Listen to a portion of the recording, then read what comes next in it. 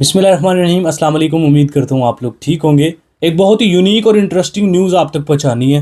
तुर्की बनने जा रहा है जी यूरोपीय यूनियन का मेंबर। मैं नहीं कह रहा, ये बात की है यूएस जो प्रेसिडेंट है जो बाइडेन, उन्होंने। अब ये सारी डिटेल है क्या, वो मैं अभी आपके साथ शेयर करता हूँ। स्वीडन जो है वो काफ़ी देर से नेटो का मेंबर है। नेटो क्या है, आप गूगल पे सर्च कर लें, आपको पता चल जाएगा। बेसिकली ये एक कई ममालिक की एक इकट्ठी फौज को आप कह सकते हैं नेटो। ठीक है जी, गूगल पे सर्च कर लें। ये हमारे टॉपिक से थोड़ा सा हट के है ये टॉपिक नेटो का, तो ये आप गूगल पे सर्च कर लें, बेशुमार वीडियोस हैं। ये बात याद रखनी है कि नेटो की मेंबरशिप और चीज़ है, यूरोपीय यूनियन की यानी ईयू की मेंबरशिप और चीज़ है। तुर्की जो है वो नेटो का तो मेंबर है यूरोप के साथ। नेटो की जो उनकी मतलब एक समझ लें, उनका जो गठजोड़ है ना नेटो के मामले में, फौज के मामले में, उसमें तुर्की उनका पार्टनर है, उसका मेंबर है। लेकिन ईयू का पार्ट नहीं है तुर्की, यूरोपीय यूनियन का मेंबर नहीं है। अब स्वीडन जो है वो नेटो का मेंबर नहीं था। काफ़ी देर से स्वीडन ने एक एप्लीकेशन सबमिट की थी यूरोपीय यूनियन को कि भाई हमें भी नेटो में लो। अमेरिकन बेसिकली नेटो को अमेरिका होल्ड करता है। स्वीडन ने काफ़ी देर से एप्लीकेशन अपनी नेटो में सबमिट की थी कि भाई हमें भी नेटो का मेंबर बनाओ। अब इसमें होता ये है, जैसे यूरोपीय यूनियन में आपने किसी कंट्री को मतलब मेंबरशिप देनी होती है ना यूरोप की, तो सारे जितने भी ईयू के मेंबर्स हैं वो सारे बैठ के डिसाइड करते हैं, वोट्स पढ़ते हैं। यस नो का फैसला वोट्स पे होता है। ठीक है, ज़्यादा मेंबर यस कह दे तो फिर उस कंट्री को ईयू का पार्ट बना लिया जाता है। ज़्यादा मेंबर जो है वो कह दे कि नहीं बनाना, तो फिर ईयू का पार्ट उस कंट्री को नहीं बनाया जाता।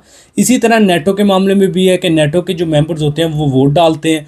अगर किसी मतलब ज़्यादा जो वोट्स हैं वो पड़ें कि हाँ जी इस कंट्री को आप नेटो का मेंबर बना लें, तो उस कंट्री को बना लेते हैं। अगर ज़्यादा वोट्स पड़ें कि नहीं बनाना, तो फिर नहीं बनता। एक का जो ग्रुप है उसमें किसी कंट्री को ऐड करना है ना, तो जितने भी नेटो के मेंबर हैं सारे के सारे जितने भी मेंबर्स हैं उन सबके वोट्स कंसीडर किए जाते हैं। ऐसा नहीं हो सकता कि एक आधा बंदा स्किप हो जाए तो फिर फैसला होगा। एक बंदा भी अगर स्किप है तो फैसला नहीं होता। इंटरेस्टिंग चीज़ ये हुई कि तुर्की भी नेटो का मेंबर है, यूरोपीय यूनियन का मेंबर नहीं है, नेटो का तुर्की मेंबर है। तुर्की के जो सदर हैं उर्दुगान, उनको उन्होंने जो नेटो के मेंबर्स हैं उन्होंने इन्वाइट किया कि भाई आप भाई साहब आएँ, वोट डालें, देखते बताएं कि स्वीडन को नेटो का मेंबर बनाना चाहिए कि नहीं। अब तुर्की जो है ना वो वेर गया, उसने कहा जी मैं, और उर्दुगान जो है बेसिकली उर्दुगान जो तैयब उर्दुगान है तुर्की का सदर, वो वेर गए। मतलब उन्होंने कहा जी मैं नहीं आऊँगा, मैं नहीं वोट डालने आऊँगा। तो जब उनसे रीज़न पूछी गई, उन्होंने कहा जी पिछले 47 साल से हमने एप्लीकेशन सबमिट की हुई है कि हमें भी ईयू का पार्ट बनाओ, यूरोपीय यूनियन का मेंबर बनाओ, हमें भी मेंबरशिप दो। तो वो कभी हर साल कोई ना कोई बहाना आप मारते हैं। तो अभी जब तक हम ईयू का पार्ट नहीं बनेंगे मैं वोट डालने नहीं आऊँगा। लेकिन जो यूरोपीय यूनियन है वो डरता है कि भाई तुर्की में जो लोग आते हैं वो तो समंदर के ज़रिए नहीं बख्शते, मतलब अपनी जान पर रिस्क लेके वो पहुंच जाते हैं यूरोप में।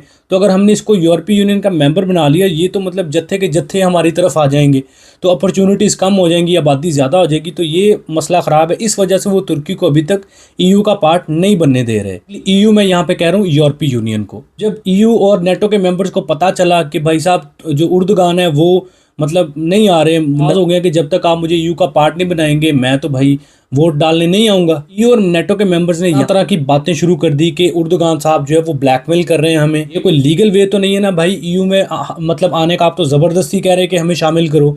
तो ये तो इस तरह नहीं होता, एक लीगल प्रोसेस है। खैर, अब उर्दुगान यहाँ पर नाराज़ बैठे हैं, वो जा नहीं रहे। स्वीडन बेचारा देख रहा है उर्दुगान आए, यस नो हो, फिर मैं भी नेटो का मेंबर बनूं। यहाँ पे प्रेसिडेंट जो यूएस के प्रेसिडेंट हैं जो बाइडन, उन्होंने यहाँ पे स्टेप लिया। उन्होंने फ़ोन मारा उर्दुगान को, उन्होंने कहा जी कि आप मेरी मुझसे मीटिंग रखें, हम डिसाइड करते हैं कि क्या करना है क्या नहीं। अब उनकी रिसेंटली एक मीटिंग हुई अमेरिकन प्रेसिडेंट बाइडन की और तुर्की के सदर उर्दुगान की। ठीक है जी, इनकी मीटिंग हुई। अब उर्दुगान ने बताया कि भाई साहब हम तो काफ़ी देर से ईयू का पार्ट बनना चाह रहे हैं, हमने तो इतनी सख्तियां की हैं कि हमने जितने भी इलीगल इमिग्रेंट्स थे हम पकड़ पकड़ के अपने कंट्री से बाहर निकाल रहे हैं। और दूसरे नंबर पे हमने बेशुमार कंट्रीज़ को वीज़ा ही देना बंद कर दिया है, क्योंकि वो आके असाइलम क्लेम करते थे हमारे मुल्क में, तो हमने तो उनको वीज़ा देना बंद कर दिया ताकि हम ईयू का पार्ट बन जाए। बाइडन ने वैसे तुर्की के जो सदर हैं उनको समझाया कि जनाब ईयू का पार्ट बनना और चीज़ है, नेटो का मेंबर बनना और चीज़ है। आप हमारे नेटो के मेंबर हैं, हम आपकी रिस्पेक्ट करते हैं, लेकिन ईयू का पार्ट जो है वो यूरोपीय यूनियन ने डिसाइड करना होता है, हमने नहीं डिसाइड करना। लेकिन बाइडन साहब ने कहा कि जी मैं पूरी कोशिश करूंगा ईयू को मनाने की, यूरोपीय यूनियन के जो मेंबर्स हैं उनको मनाने की, कि तुर्की को भी भाई ऐड कर लो। उर्दुगान को बाइडन ने दी एक फक्की, उन्होंने कहा जी अब मैं बात करूंगा, आप फिलहाल वोट डालें स्वीडन को मेंबर बनाना है कि नहीं, इस पर फैसला करवाएं, और फिर बाद में हम आपके लिए, मैं ये कोशिश करूंगा कि आपको ईयू का पार्ट बनाया जाए। तो जी बाइडन साहब जो है उन्होंने राज़ी करके उर्दुगान को भेज दिया। उर्दुगान साहब गए नेटो के मेंबर्स के पास, उन्होंने अपना वहाँ पे वोट डाला और स्वीडन बन गया नेटो का मेंबर। इंटरनेशनल मीडिया और तुर्किश मीडिया, बहुत सारे मीडिया चैनल्स ने ये अनाउंसमेंट की कि बाइडन ने तुर्की को ईयू का पार्ट बनाने के लिए रजामंदी जाहिर कर दी है और यूरोपीय यूनियन भी कहीं ना कहीं तुर्की को मतलब गौर कर रहा है ईयू का पार्ट बनाने में आने वाले कुछ चंद सालों में। अब सिचुएशन देखें तो बाइडन ने जिस तरीके से उर्दुगान को सेटिस्फाइड किया है, लगता है कि हाँ तुर्की ईयू का पार्ट बन जाएगा, यूरोपीय यूनियन का मेंबर बन जाएगा। तुर्की अगर ईयू का पार्ट, यूरोपीय यूनियन का पार्ट बनता है तो तुर्की एक ताकतवर कंट्री होने के साथ साथ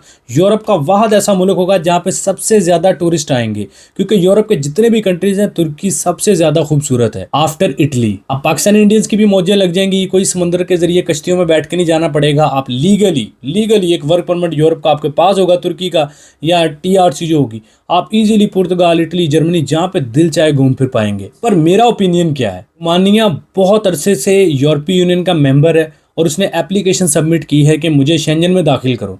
रोमानिया को वो शेंजन में दाखिल नहीं कर रहे। बहुत सारे लोगों ने रोमानिया का वर्क परमिट पाकिस्तान से अप्लाई किया और 90% लोगों की तो रिजेक्शन लग रही है, सिर्फ 10% लोगों का अप्रूव हो रहा है, 90% लोगों को रिजेक्ट कर रही है एम्बेसी। क्यों? क्योंकि उन्होंने शेंजन में जाना है। पाकिस्तानी जो है वो रोमानिया आएगा, यहाँ से डंकी मार के शेंजन पहुँच जाएगा, ऑस्ट्रिया चला जाएगा या फिर पुर्तगाल वगैरह, तो इसलिए उन्होंने पाकिस्तानियों को वीज़ा देना रेशो कम कर दिया है। इसी तरह तुर्की भी इन चक्रों में पड़ा है कि यार किसी ना किसी तरीके से ईयू का पार्ट बन जाए। मेन पॉइंट ये है कि यूरोपीय यूनियन का तुर्की मेंबर बनेगा कि नहीं, मतलब क्या इस पे सिचुएशन क्या कहती है। सिचुएशन ये कहती है कि अगर हम बाइडन की अनाउंसमेंट देखें या फिर यूरोपीय यूनियन की अनाउंसमेंट्स देखें तो उनके मुताबिक तुर्की जब तक अपने बॉर्डर्स पे जो है वो सख्ती नहीं करेगा, इलीगल इमिग्रेंट्स को नहीं निकालेगा, तब तक वो सोचेंगे भी नहीं कि ईयू का पार्ट इसको बनाए। लेकिन तुर्की के लिए बाइडन जैसा एक ताकतवर बंदा जो है वो अनाउंसमेंट करता है कि हाँ जी मैं आपको ईयू का पार्ट बनाने के लिए पूरी कोशिश करूंगा और यूरोपीय यूनियन को समझाऊंगा। बाइडन ने सिर्फ यस नो का वोट डलवाने के लिए तुर्की को ये फक्की दी या फिर वो जेन्युइनली तुर्की की नेटो मेंबर की हैसियत से उनकी रिस्पेक्ट करते हुए इसको यूरोपीय यूनियन का भी मेंबर बनाएंगे। इसमें अपडेट्स आ जाएंगी। मुझे जहाँ तक लगता है ना, तुर्की को यूरोपीय यूनियन का मेंबर ज़रूर बना लेंगे। शेंजन तो बहुत दूर की बात है, सिर्फ यूरोपीय यूनियन का मेंबर, लेकिन वो भी अभी नहीं, आने वाले को मेरे ख्याल में 7-8 साल लग जाएंगे इसको ईयू का पार्ट बनते बनते। अपने बहुत सारे जानने वाले पूछ रहे थे कि क्या तुर्की यूरोपीय यूनियन का मेंबर बनेगा कि नहीं, बाइडन से मीटिंग हो गई है उर्दुगान की, तो ये सारी डिटेल है। अभी फ़िलहाल कन्फर्म नहीं है कि पक्की दी गई है येस नो के लिए या फिर वाकई बाइडन तुर्की को यूरोपीय यूनियन का मेंबर बनाएगा, क्योंकि तुर्की ऑलरेडी नेटो का मेंबर है, जो कि काफ़ी अच्छी बात है तुर्की के लिए। तो मे भी आने वाले वक्त में ईयू का पार्ट बन जाए तुर्की, और अगर मेरे ख्याल में तो भी नहीं, कोई 5-7 साल लग जाएंगे इसको यूरोपीय यूनियन का मेंबर बनते बनते। यूरोपीय यूनियन प्रॉपर अपनी शराइत रखेगा कि ये तुर्की शराइतें पूरी करे इन इतने आने वाले सालों में। अगर तुर्की करता है पूरी, हम इसको बना लेंगे। थी लेटेस्ट न्यूज़ अबाउट तुर्की। अगर आपको वीडियो पसंद आई है या फिर कुछ नया सीखने को मिला है तो आप लाइक करें, चैनल पर पहली दफ़ा एवरी यूट्यूब चैनल को सब्सक्राइब करके बेल आइकन प्रेस करें। अपना बहुत सारा ख्याल रखें। मिलते हैं नेक्स्ट वीडियो में। टेक केयर, अल्लाह हाफिज़।